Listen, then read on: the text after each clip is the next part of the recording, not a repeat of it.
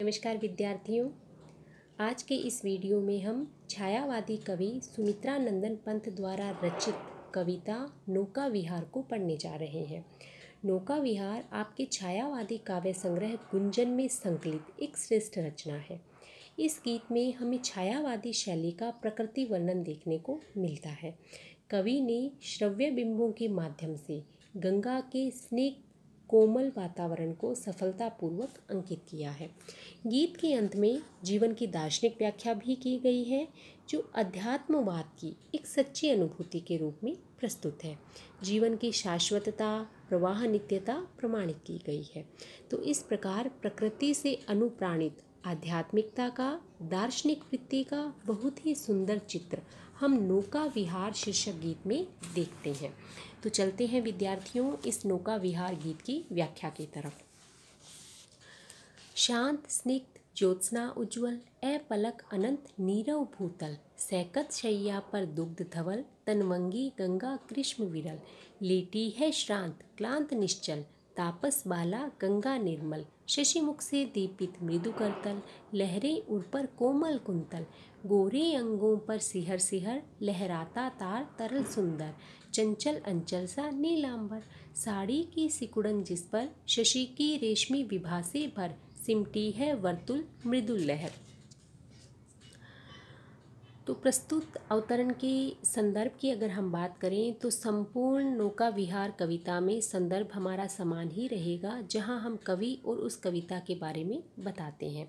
तो प्रस्तुत काव्यांश छायावादी कवि सुमित्रा नंदन पंत द्वारा रचित नौका विहार शीर्षक कविता से उद्धृत है और नौका विहार शीर्षक कविता आपके छायावादी काव्य संग्रह गुंजन में संकलित है। प्रसंग की अगर हम बात करें तो प्रस्तुत काव्यांश में कवि ने रात्रिकालीन गंगा नदी की शोभा का सुंदर वर्णन प्रस्तुत किया है। कठिन शब्दों का अर्थ हम साथ में देखते हुए चलेंगे। तो अब हम इसकी व्याख्या प्रारंभ करते हैं। शांत स्निग्ध ज्योत्सना उज्ज्वल, अपलक अनंत नीरव भूतल। गंगा नदी की रात्रिकालीन सुंदरता का वर्णन करते हुए कविवर पंत कहते हैं कि रात्रि के समय जब भूतल यानी भूमि पर, धरती पर सर्वत्र नीरवता व्याप्त होती है, तो रात्रि के समय भूतल पर सर्वत्र शांत स्निग्ध ज्योत्सना यानी चांदनी, रात्रि के समय भूतल पर सर्वत्र शांत कोमल और उज्जवल चांदनी फैल रही है। सारा वातावरण एकदम निर्मल और मेघ रहित है। अपलक का शाब्दिक अर्थ होता है बिना पलक झपकाए, किंतु प्रस्तुत प्रसंग में अपलक का आशय लिया जाएगा निर्मल और मेघों से रहित। तो सारा वातावरण कैसा है? बिल्कुल निर्मल और मेघ रहित है। चारों तरफ एकमात्र नीरवता यानी शांति व्याप्त है। ऐसे में सैकत शैया पर दुग्ध धवल, तनवंगी गंगा ग्रीष्म विरल, लेटी है श्रांत क्लांत निश्चल।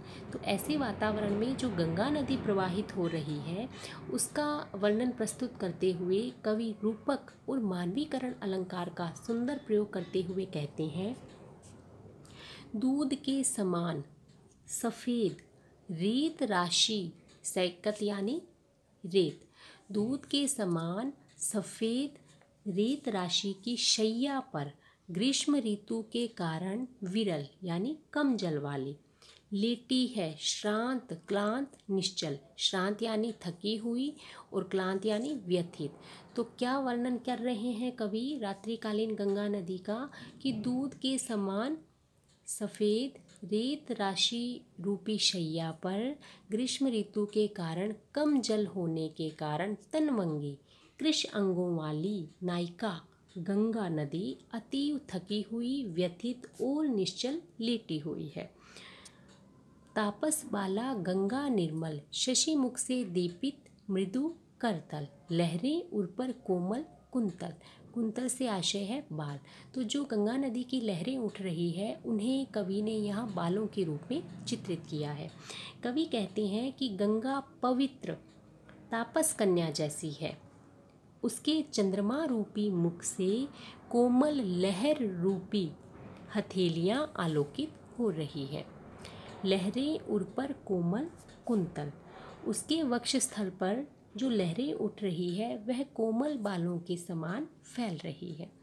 गोरे अंगों पर सिहर सिहर लहराता तार तरल सुंदर चंचल अंचल सा नीलांबर। अब गंगा नदी धरती पर जो लेटी हुई प्रतीत हो रही है और उसके ऊपर नीले रंग का आसमान छाया हुआ है। इस सुंदर दृश्य को छायावादी शैली में वर्णित करते हुए कवि कहते हैं, गोरे अंगों पर सिहर सिहर। उस गंगा रूपी नायिका के गोरे अंगों पर बार बार लहराता हुआ तार तरल सुंदर सुंदर धागों का बना हुआ चंचल अंचल सा नीलांबर।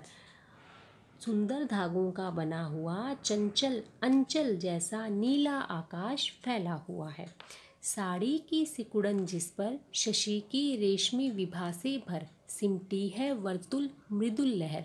मृदुल यानी कोमल और वर्तुल यानी गोलाकार।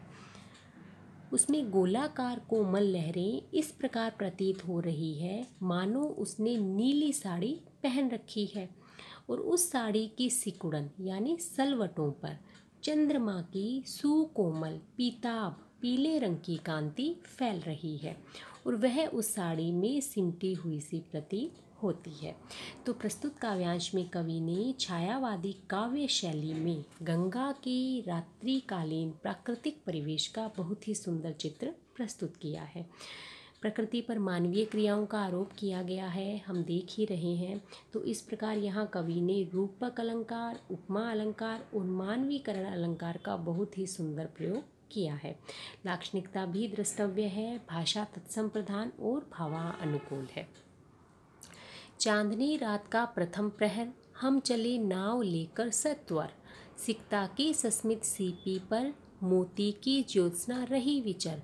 लो पालें चढ़ी उठा लंगर, मृदु मंद मंद मंथर मंथर लघुतरनी हंसिनी सी सुंदर। तिर रही खोल पालों के पर, निश्चल जल के शुचि दर्पण पर बिंबित हो रजत पुलिन निर्भर। दुहरे ऊंचे लगते क्षण भर, काला कांकार का राजभवन। सोया जल में निश्चिंत प्रमन, पलकों पर वैभव स्वपन सघन। इसी क्रम में कवि ने काला कंकार के समीप प्रवाहमान गंगा नदी की रात्रिकालीन शोभा का वर्णन और उसमें नौका विहार का जो मनोरम दृश्य है उसे इस अवतरण में प्रस्तुत किया है। कवि वर्णन करते हैं कि चांदनी रात का पहला पहर था, हम चले नाव लेकर सैत्वर। सैत्वर यानी शीघ्रता से, और हम गंगा की धारा में नाव लेकर शीघ्रता से चल पड़े। सिकता की सस्मित सीपी पर, सिकता यानी रेत, सस्मित सीपी पर मोती की ज्योत्सना रही विचर। लो पाले चढ़ी उठा लंगर। जिस प्रकार सीपी के खुलने पर उसमें मोती की चमक चमकने लगती है, उसी प्रकार रात्रि में गंगा नदी का जो तट है, गंगा नदी के तट की रेत राशि पर चांदनी की चमक फैलने लगी थी। कि सीपी के खुलने पर ही मोती चमकने लगता है, उसी प्रकार गंगा तट के जो रेत राशि है उस पर रात्रिकालीन चांदनी की चमक फैलने लगी थी। ऐसे सुंदर मनोरम दृश्य में उस छोटी सी नौका सुंदर हंसिनी की तरह, मृदु मंद मंद मंथर मंथर लघु तरनी, छोटी सी नौका, तरनी यानी नौका नाव, हंसिनी के समान सुंदर, धीरे धीरे मंथर गति से आगे बढ़ने लगी। उसके श्वेत पाल खुले हुए होने पर वह अतीव आकर्षक रूप में जलधारा में तैरने लगी। सिकता की सस्मित सीपी पर मोती की ज्योत्सना रही विचर। लो पाले जड़ी उठा लंगर। कि सीपी के खुलने पर मोती चमकने लगता है तो गंगा तट की जो रेत राशि थी उस पर रात्रिकालीन चांदनी की चमक फैलने लगी। ऐसे सुंदर मनोरम दृश्य में जो नाव की पालें थी खोल दी गई और उसका लंगर उठा दिया गया। उस समय वह छोटी सी सुंदर सी नौका हंसिनी के समान धीरे धीरे मंथर मंद मंद गति से आगे बढ़ने लगी। तिर रही खोल पालों के पर, और उसके जो श्वेत रंग के पाल थे वह खोल दिए गए थे तो वह अतीव आकर्षक रूप में जलधारा में तैरने लगी। निश्चल जल के शुचि दर्पण पर, शुचि यानी पवित्र स्वच्छ, बिंबित हो रजत पुलिन निर्भर, दुहरे ऊंचे लगते क्षण भर। पुलिन का आशय है तट या किनारा। उस समय गंगा का जल स्थिर, निश्चल और स्वच्छ दर्पण जैसा प्रतीत हो रहा था, और जिस पर चांदी के समान श्वेत रेतीला तट प्रतिबिंबित होने लगा। गंगा का जल कैसा था? बिल्कुल पवित्र, बिल्कुल स्वच्छ था, स्थिर, निश्चल और स्वच्छ दर्पण जैसा प्रतीत हो रहा था, और चांदी के समान श्वेत रेतीला तट उसमें प्रतिबिंबित होने लगा था, दिखाई देने लगा था। दोहरे ऊंचे लगते क्षण भर। इस प्रकार गंगा नदी के दोनों तट क्षण भर के लिए अतीव ऊंचे प्रतीत होने लगे थे। काला कंकर का राजभवन सोया जल में निश्चिंत प्रमन, पलकों पर वैभव स्वप्न सघन। प्रमन का आशय है खुश या शांत। ऐसे में रात्रि के सुंदर मनोरम दृश्य में काला कंकार का जो राजभवन था वह भी गंगा में प्रतिबिंबित हो रहा था, मानो वह शांत निश्चिंत होकर जल राशि में लेटकर सो रहा था, और उसके पलकों पर राजभवन के अतीत का वैभव सघन स्वप्न जैसा उद्वेलित हो रहा था। भाव यह है कि रात्रि में राजभवन का जो प्रतिबिंब था वह जलराशि में उभर रहा था, जिससे उसके वैभव की आकर्षक प्रतीति हो रही थी। तो प्रस्तुत काव्यांश में भी कवि ने रात्रिकालीन गंगा नदी की शोभा का वर्णन किया है, साथ ही साथ उस गंगा नदी की पवित्र जलधारा में, स्वच्छ जलधारा में नौका विहार का आकर्षक चित्र भी उभारा है। तो इस प्रकार यहाँ दृश्य बिंब का बहुत ही सुंदर उदाहरण देखने को मिल रहा है। संपूर्ण कविता में कवि ने छायावादी काव्य शैली का अनुसरण करते हुए प्रकृति का मनोरम दृश्य प्रस्तुत किया है। अलंकारों की बात करें तो वही रूपक, उपमा और मानवीकरण अलंकार का सुंदर चित्र यहाँ देखने को मिल रहा है।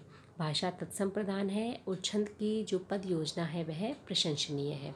तो आज के वीडियो में इतना ही। धन्यवाद।